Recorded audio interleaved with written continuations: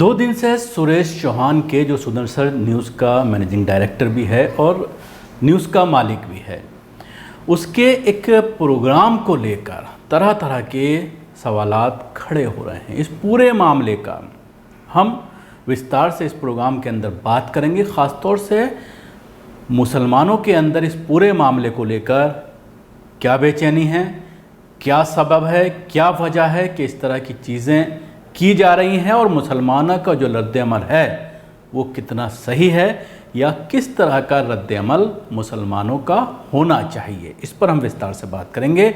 लेकिन उससे पहले मैं आपसे दरख्वास्त करूंगा कि चैनल को सब्सक्राइब करें, इस प्रोग्राम को ज़्यादा से ज़्यादा लोगों तक शेयर करें। पिछले 2-3 महीने से न्यूज़ मैक्स का व्यूअरशिप लगातार डाउन हो रही है। हमेशा जिस तरह से हम आपसे दरख्वास्त करते हैं कि हम आपसे कोई फाइनेंशियल मदद नहीं मांग रहे हैं, सिर्फ ये कहते हैं कि इसको ज़्यादा से ज़्यादा लोगों तक शेयर करें ताकि जो यूट्यूब से रेवेन्यू आया है उससे हम अपना ख़र्चा निकाल पाएँ और चैनल को जारी रख पाएँ। तो मैं बात कर रहा था सुदर्शन न्यूज़ चैनल का जो मालिक है सुरेश चौहान, उसका जो ट्वीट आया जिसमें उसने एक प्रोमो लॉन्च किया अपने प्रोग्राम को लेकर, उस पर काफ़ी विवाद खड़ा हो गया। आज के 2 अखबारात का सबसे पहले मैं जिक्र करना चाहूँगा। कल से जिस तरह से जामिया मिल्लिया इस्लामिया की तरफ से एक ट्विटर पर ये कहा जा रहा है, सोशल साइट्स पर यह कहा जा रहा है कि जामिया मिल्लिया इस्लामिया सुदर्शन न्यूज़ के ख़िलाफ़ FIR दर्ज करेगी या कोर्ट में शिकायत करेगी, कोर्ट के ज़रिए मामला दर्ज कराना चाहेगी। इसको लेकर लोग जामिया की तारीफ़ कर रहे हैं। लेकिन आज एक कटिंग जो आपकी निगाह के सामने है, इंडियन एक्सप्रेस में ये कहा, जामिया की जो वेसी हैं नजमा अख्तर, उन्होंने ये कहा कि हमारी इस तरह की कोई योजना नहीं है कि हम सुदर्शन न्यूज़ या सुरेश के चौहान के ख़िलाफ़ कोई कोर्ट में मामला दर्ज करने जा रहे हैं। तो आप इससे अंदाज़ा लगा सकते हैं कि किस तरह के र्यूमर फैलाए जाते हैं। लेकिन जहाँ तक ताल्लुक़ है जामिया के अलुमियाई एसोसिएशन किया, उन लोगों से हमारी बात हुई है, उनका ये कहना है कि हम इसमें एक्शन लेंगे। एक दूसरी कटिंग उर्दू का जो सबसे बड़ा अखबार है देश का, उसकी कटिंग आपकी निगाहों के सामने है, जिसमें बहुजन समाज पार्टी के मेंबर ऑफ पार्लियामेंट अमरोहा से कुंवर दानिश अली का एक बयान आया है कि वो मामला दर्ज कराएंगे। अब इस बात को भी लेकर मुसलमानों में सोशल मीडिया पर यह बहस शुरू हो गई है कि आखिर मुस्लिम लीडर्स या मुस्लिम जमातें करती कम हैं, ढिंडोरा ज़्यादा पीटती हैं। बेहतर यह होता कि मामला दर्ज कराने के बाद प्रेस रिलीज जारी की गई होती कुंवर दानिश अली के ज़रिए और यह कहा गया होता कि हमने मामला दर्ज करा दिया है। कराने से पहले पब्लिसिटी करना, जिस तरह से कुछ मुस्लिम तंजीमों के ज़रिए भी एक एक पेज के ख़ासतौर से उर्दू अखबारात में इश्तिहार दिए जाते हैं जब कहीं पर कोई मदद की जाती है, मुसलमानों को लेकर के कोई कानूनी लड़ाई लड़ी जाती है, तो एक एक पेज के इश्तिहार दिए जाते हैं, जिसको लेकर भी ये सवालात खड़े होते हैं कि पूरा खेल चंदे का है और चंदा इकट्ठा करने के लिए इस तरह के इश्तिहारात दिए जा रहे हैं। तो इस पूरे मामले को लेकर भी लोग सवालात कर रहे हैं कि FIR दर्ज हुई नहीं, पहले से ही आपने अखबारबाजी शुरू कर दी और ये इस तरह की बड़ी हेडिंग लगाई गई कि हम मामला दर्ज करेंगे।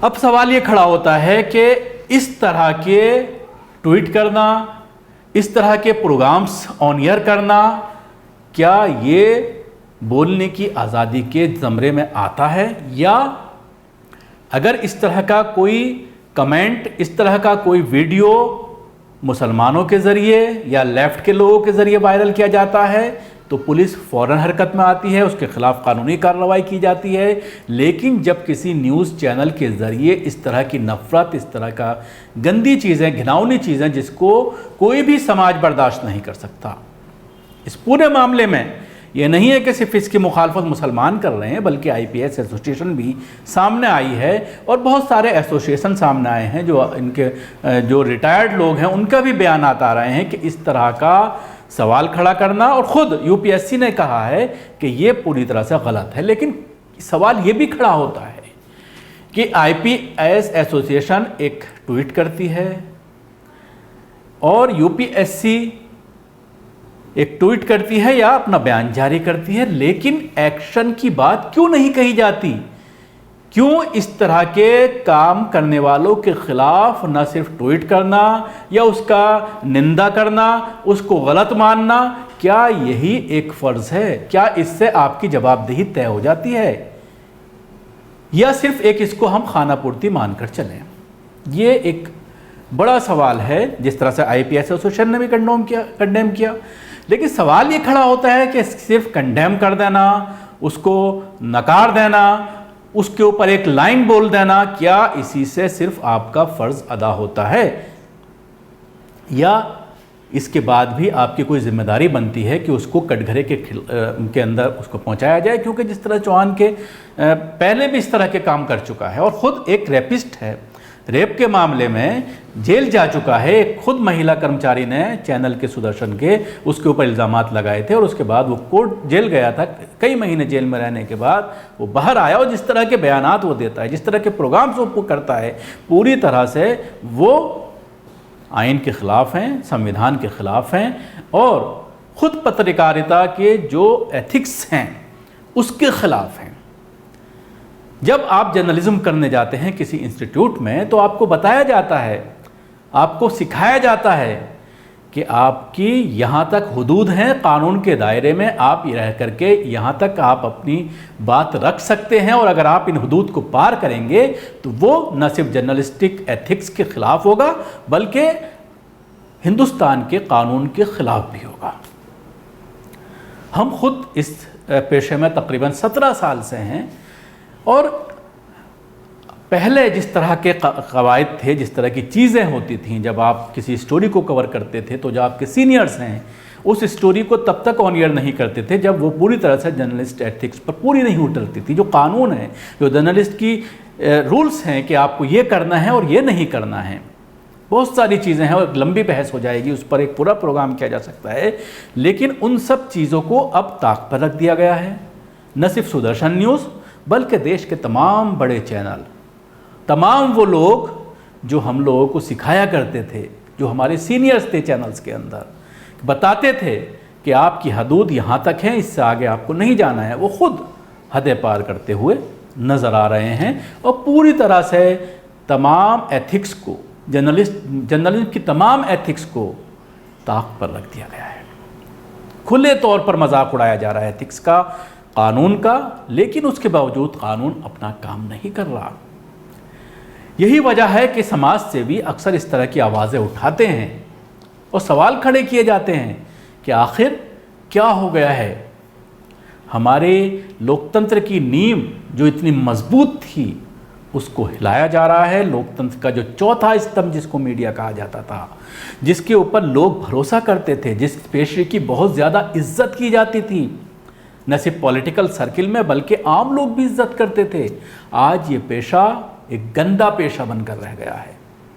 अगर आप किसी को बताते हैं कि हम जर्नलिस्ट हैं तो एक अलग निगाह से आपको देखता है।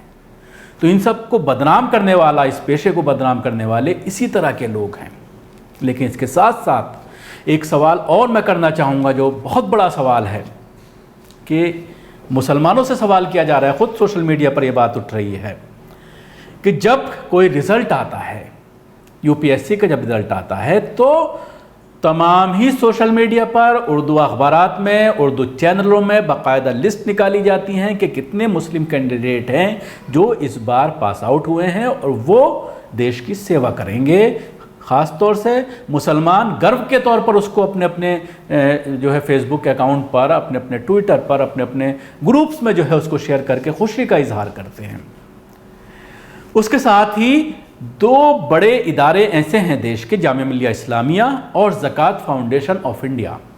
इन दोनों के ज़रिए जो कोचिंग इंस्टीट्यूट चलाए जा रहे हैं सिविल सर्विसेज को लेकर, यूपीएससी की तैयारियों को लेकर, वो ये दावे करते हैं कि इतने स्टूडेंट उनके यहाँ से निकले हैं। और यही वजह है कि जब हम इस तरह के दावे करते हैं, उसकी पब्लिसिटी करते हैं, तो कहने का मौका दूसरों को मिलता है। ज़कात फाउंडेशन का आप जहाँ तक सवाल है, वो ज़्यादातर कैंडिडेट को ये कहते हैं कि वो हमारे यहाँ से पास आउट हैं, और दोनों में, चाहे वो जामिया की बात करें, ज़कात फाउंडेशन की बात करें, दोनों में ये बहस होती है। एक ही कैंडिडेट को दोनों ये बताते हैं कि हमारे यहाँ से पास आउट है, ये हमारे यहाँ से इसने कोचिंग की तैयारी की थी और हमारी मेहनतों के बाद ही ये इस मुकाम तक पहुँचा है कि उसने इस एग्ज़ामिनेशन को पास किया और वो देश की और मुसलमानों की सेवा करेगा। इस पर भी सवालात उठ रहे हैं कि आखिर इतना प्रोपेगेंडा क्यों?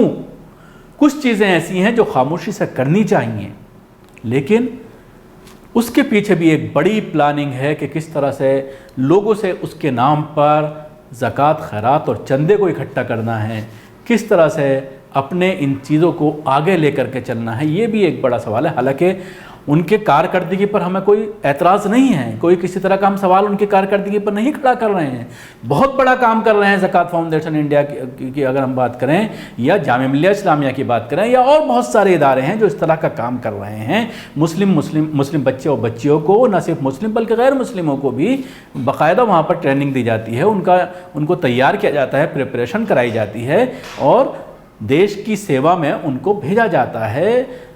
बड़े पदों पर, बड़ी पदों पर उनको भेजने की कोशिश की जाती है। तो जाहिर सी बात है, एक बहुत बड़ा टास्क है, बहुत बड़ा काम ये इदारे कर रहे हैं, लेकिन जो उनका तरीक़ेकार है वो कहीं ना कहीं थोड़ा बहुत उस पर सवालात ज़रूर खड़े होते हैं। और ये कहा जा रहा है कि आखिर इतना प्रोपेगेंडा करने की क्या ज़रूरत है? खामोशी से काम करना चाहिए। जिस तरह से आज के देश के हालात हैं, जब हम इस तरह की कोई चीज़ करते हैं तो उसका नेगेटिव असर भी पड़ता है और इस तरह के लोगों को प्रोपेगेंडा करने की नौबत आ जाती है। उनको मौका मिल जाता है किसी इदारे को बदनाम करने का, मुसलमानों को बदनाम करने का, और वो उसमें सियासी रोटियां सेकना चाहते हैं। हालांकि उसका विरोध हो रहा है, एसोसिएशन विरोध कर रही है, खुद यूपीएससी के लोग विरोध कर रहे हैं, और सवाल खड़ा सिर्फ मुसलमानों पर नहीं हो रहा है, सवाल गैर मुस्लिम कैंडिडेट पर भी सवाल खड़ा हो रहा है।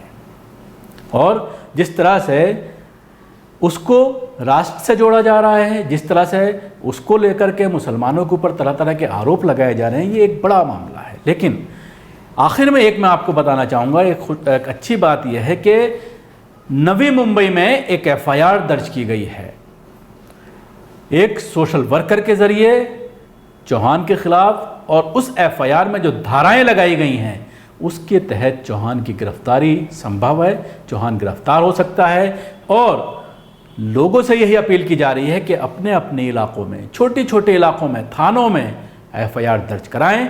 छोटे छोटे इलाकों में अगर आप एफआईआर दर्ज कराएंगे तो लगातार हर जगह पर कानूनी प्रक्रिया के लिए इसको जाना होगा, अपने वकीलों को भेजना होगा, कानूनी प्रक्रिया को पूरा करने के लिए इसको जगह जगह परेशान होना होगा।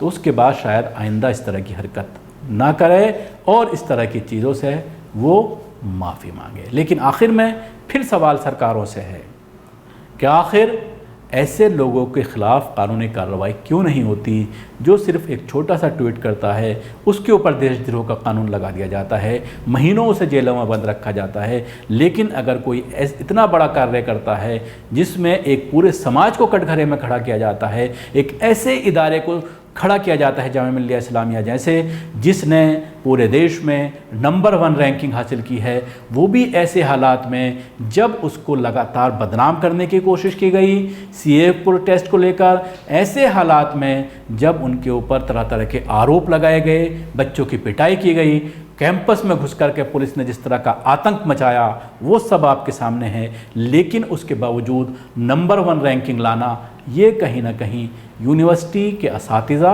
यूनिवर्सिटी के अध्यापक और बच्चों के लिए बहुत अच्छी खबर है और उनको सताइश करनी चाहिए, उनकी तारीफ़ करनी चाहिए कि वो इसमें अव्वल मुकाम हासिल करने में कामयाब रहे।